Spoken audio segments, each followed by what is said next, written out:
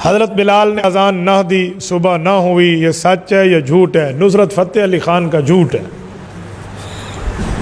یہ اس غزل میں آپ نے سنا ہے نا، اذان سحر نہ دی قدرت خدا کی دیکھ نہ مطلق سحر ہوئی، یہ ڈرامے بازیوں کے اشعار ہیں، کوئی شریعت میں اس کو ثبوت نہیں ہے۔ انگلیاں چٹکانے کے بارے میں اسلام کیا کہتے ہیں؟ انگلیاں چٹکانا جائز ہے، مسجد یا نماز کے اندر نہیں کرنا چاہیے، باقی کوئی منع نہیں ہے۔ لوگ کہتے ہیں انگلیاں چٹکاؤ گے یہ شیطان کا معاملہ ہے، نماز میں ہے، نماز کے علاوہ نہیں ہے۔ مفتی صاحب اگر وتر نماز کی آخری رکعت میں دعائے قنوت پڑھنا بھول جائیں تو کیا کریں؟ سجدہ سہو کر لے یا پھر سے پڑھے؟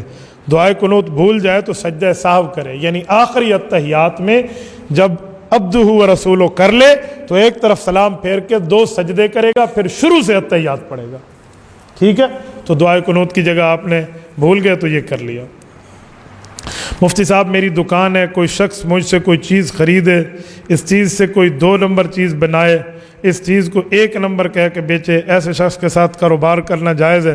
بھائی آپ وہ چیزیں بھی لکھ دیتے نا، آپ کون سی چیز خریدتے اور بیچتے ہیں، تاکہ مسئلہ کھل کے سامنے آ جاتا۔ میرے خیال میں آدھا جائز ہے اور آدھا ناجائز ہے۔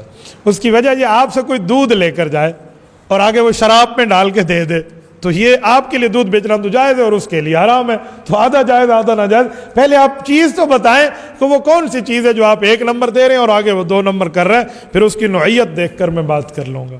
تبارك الذي نزل الفرقان على عبده ليكون للعالمين نذيرا